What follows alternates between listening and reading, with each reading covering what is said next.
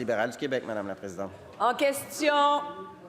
Silence pour tout le monde. Une seule personne aura le droit de parole en question principale. Je reconnais le chef du troisième groupe d'opposition. Madame la Présidente, le premier ministre vient de réitérer aujourd'hui que l'ex-ministre des Transports n'était pas au courant. Il ajoute même à nouveau qu'il n'a aucune raison de douter de cette version des faits.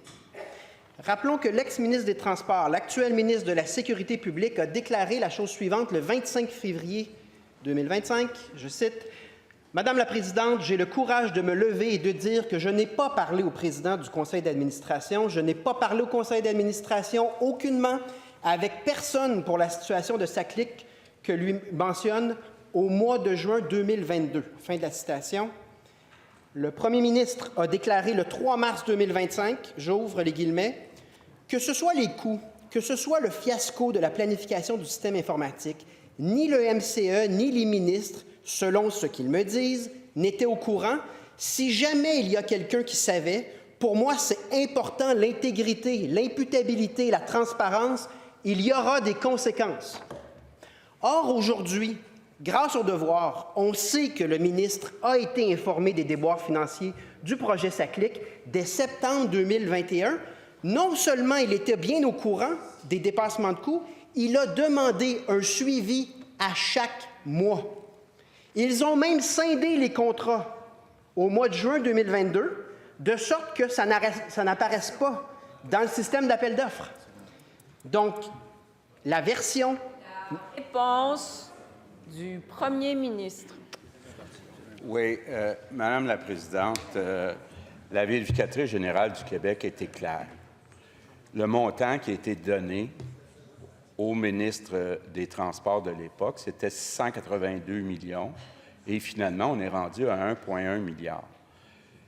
Elle a dit clairement, le ministre des Transports de l'époque a eu de la mauvaise information.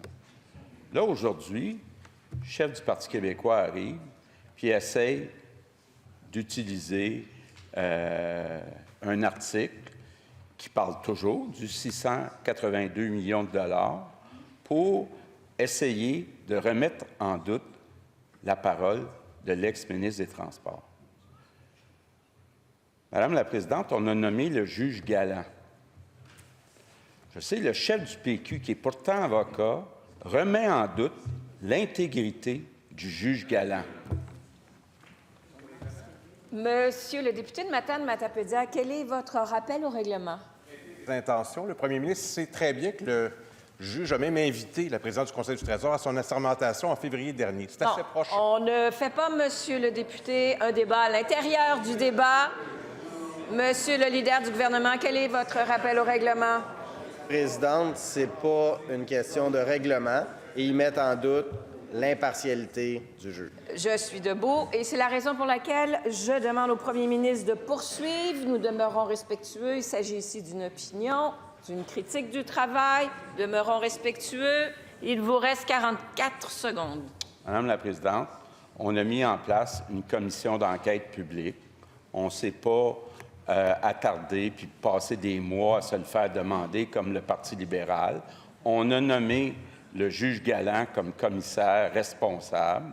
Il a toute la compétence, l'intégrité, et je ne comprends pas le chef du Parti québécois d'aller jouer dans le même terrain, là, dans le bout, comme le Parti libéral.